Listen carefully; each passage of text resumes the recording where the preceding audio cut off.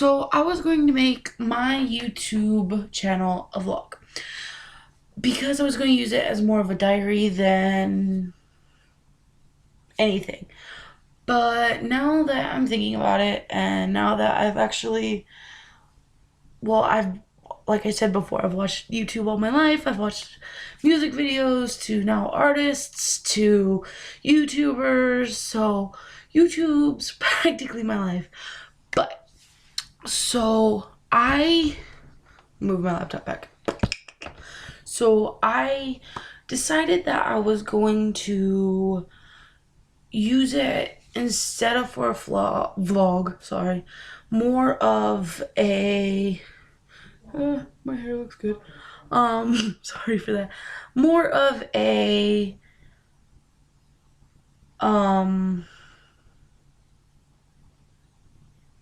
I can't think. More of an advice thing because I have been through some shit that I can relate to other people, and I hope to use this for to help people because that's my main thing. Is I like to help people. I like to really just help. So I want to use this as more, like I said, more of an advice channel, or there'll be other things, but more of an advice channel. So going on to what I was talking about was, for my first thing in advice, I want to do depression. I'll tell you a little bit story about me is at 7, I was considered clinically depressed because a lot of stuff had happened, and we'll get to that on another video. It's another story for another time. And so at 7 years old, I was considered clinically depressed, and first it was just therapy to see if that would help. Well, after a while, I was a smart kid, and I learned that patient therapist confidentiality really didn't exist for kids under 18 because they have to tell their parents everything. So instead of, I won't put my glasses on because my eyes started to hurt. So instead of telling the truth and trying to figure it out and trying to get good things for me, I lied. I figured out what the therapist wanted me to say and told her or told him that exactly what they wanted me to say and exactly what was not going on. So I've been through 4 or 5 therapists since I was 7, and none of them know my actual self, in other words. So I'm just gonna say, so I know, because like I said, I understand what you're going through. I know what it feels like to be told to shut up and smile. Be told, oh, you're just being a negative Nancy. Or you're just, whatever, you're just doing it for attention. That's my favorite. You're just doing it for attention. Oh, I wish this was just for attention. Or, put up and shut up. Yeah, love that one. So, depression isn't just a thing that people are doing for attention. It's where your brain doesn't get enough serotonin or endorphins that make you unhappy. And it puts you in a funk. It makes you see the world differently from someone else. When I first, like I said, when I was first diagnosed with clinical depression, they put me through therapy for years, and when I went back to the next therapist, they gave me to a psychologist, and who put me on medicine.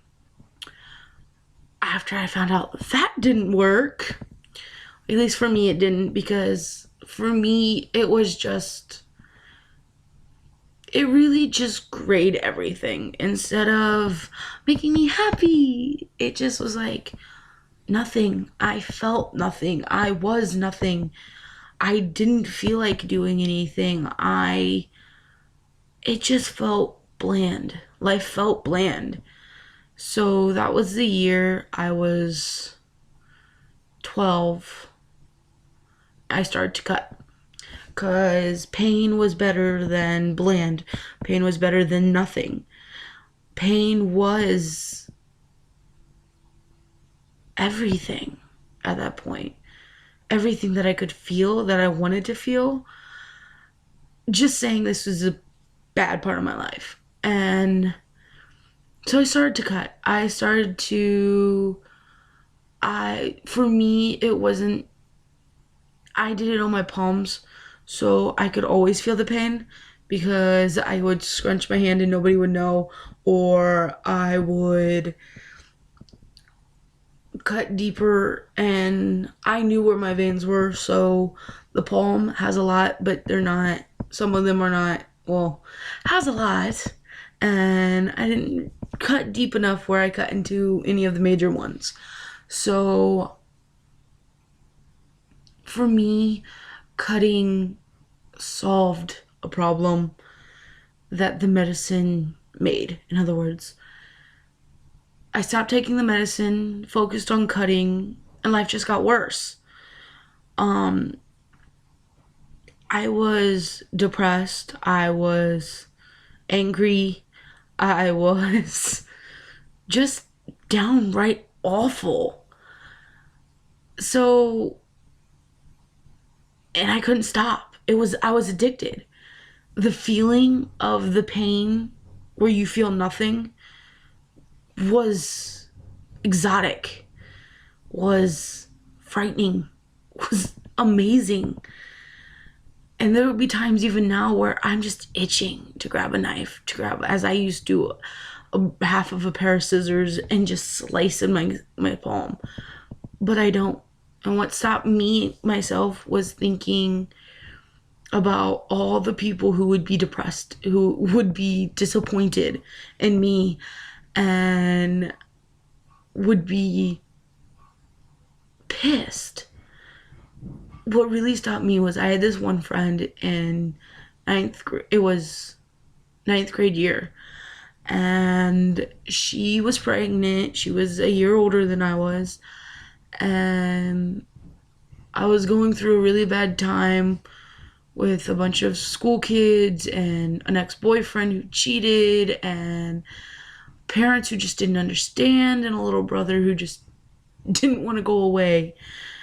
And so for me, I thought the next best thing was cutting, and I cut so much that my palm looked like a battlefield, that my palm was so mangled that you couldn't tell what it was. I had so many more lines on my palm that were healing or open or whatever, that most of the time there was not a line that wasn't bleeding. And there was nothing I could do. It felt so good to feel, to know that at least the pain would cleanse. To see the blood running down my hand and feel as is my sins, not really sins, no, my sorrow, my anger that I couldn't release at school, to the girl who stole my boyfriend, to the guy who cheated. I couldn't release it, so I used it in the most stupid and unthoughtful and selfish way. I cut. I'm a survivor. I am four years strong, and I still get the urges every day. Every time I go into a depressive rut, every time I find out a guy doesn't like me because I'm bigger, because I'm not fat. Well, technically I am, but I'm beautiful. I'm amazing. So the way instead of cutting, because I couldn't do it, because my friend, my ninth grade year, sorry, she was pregnant. Like I said, she threatened to start cutting. I'm so off topic today. She threatened to start cutting, and I couldn't have her risk her child. I couldn't, because if she lost that child, it'd be my fault, because I wouldn't stop. So I quit. It was hard. Oh God, was it hard. Every day I wanted to do it again, but I threw everything away. And at that moment, the suicidal thoughts started kicking in bad. I wanted to end it. I had escape after escape plans. I had suicide attempts after suicide attempts. Well, not technically attempts. Suicide plans after suicide plans, all written down and ready to go. I knew where this stuff was. I knew how to do it. It wouldn't be scary. I went through a phase where I was even homicidal. I wanted to kill people at my school, but I didn't do it because I had friends there. I had people who didn't understand, but still talked to me. I had, like I said, that girl who talked me out of it, who got me to stop. I made myself stop. So instead of thinking about killing myself, writing it down, that's what saved me. I wrote it down. Instead of writing bad things, I wrote stories. Instead of writing stories, I wrote lyrics. I wrote smash lyrics against the guy who cheated, the woman who thought it was okay to be my friend, then steal my man at that point in time. I wrote stories about far off places, and I wrote stories about vampires and werewolves, and I read. That's what really got me is I read Twilight, I read romance novels, I read anything I could get my hands onto. I read, and I got over it, and I stopped. But nowadays that don't help me. I still read, oh God, do I read, but I don't read books. I read fan fictions. I read reader insert fan fictions because then I can be me. And I can be like, hey, what's up? I can be myself through a story, and that helps. So I'm going to list a few things that currently helps me and that I hope might help you, or take into consideration of everybody's different. So this helped me. So maybe use these as a guideline and try to find something that helps you instead of cutting or suicide or anger, instead of the fights, instead of bottling it up, let it out. So my first thing that helps me is, like I said, I read. Oh God, do I read. I read every night before I go to bed. I read every day in class. I read every time. My phone is my gateway to escape. So I read everything from fan fictions to regular books.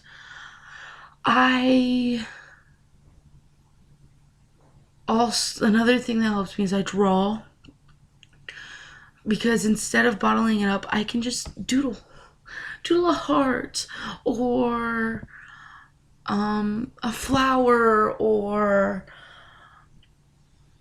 anything. It doesn't matter. Just draw it out. Take the anger and the depression you feel and put it on a page. Have a character with another character and put it on the page. I wrote. That's my big thing. I wrote lyrics. I wrote stories. I wrote plays. I wrote plays and movies. And I used that to channel what I wanted my life to be. And so I wrote and I wrote and I wrote. I have notebook after notebook after notebook. I had story after story after story, drawing after drawing after drawing. It just didn't stop. I couldn't stop. That was my release. Another thing is when I get in a really, really bad funk where drawing, reading, writing doesn't help, where nothing seems to help, I do the one thing that I should have thought of before. I listen to music. I have 5 songs that I listen to when I'm in a funk. 5. That's it. 1, 2, 3, 4, 5. And 2 of them are recent. So I had 3 songs that I used to listen to all the time. 2 of them are recent. Because this week, I've been in a real bad funk. I've been kind of like, yeah. So my 5 songs I listen to, my first one is Bleeding Mascara by Atreyu. It's a screamo. If you try, you can listen to the lyrics. It's just, it takes my anger and blasts it through my ears. It releases it because I imagine it's me and I'm screaming it and I'm yelling the lyrics. Another thing is Knives and Pins by Black Veil Brides, because it's fantastic. It's short, sweet, and to the point, really.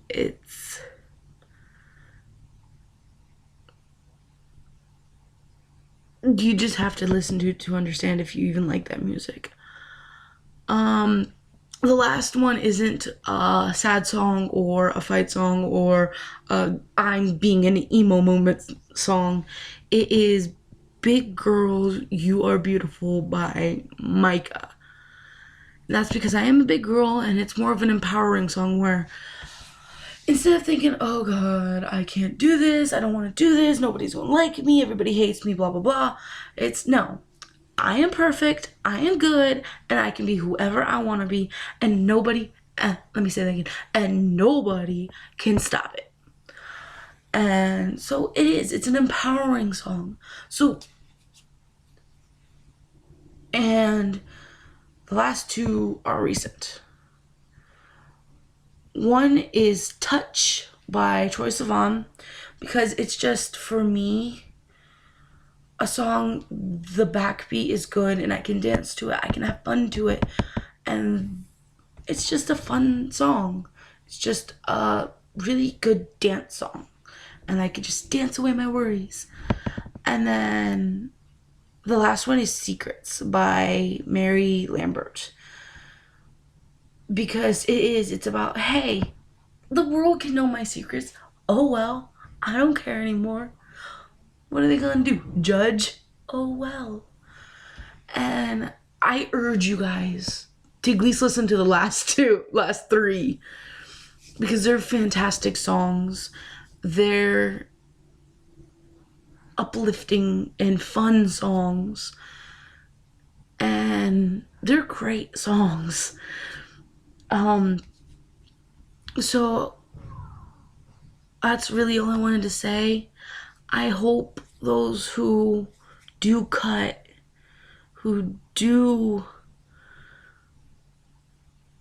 think their lives are worse and shit and they have nothing to live for, go talk to somebody. You can talk to me, you can talk to your favorite YouTuber, or watch a couple of YouTube videos, because those always kind of cheer me up.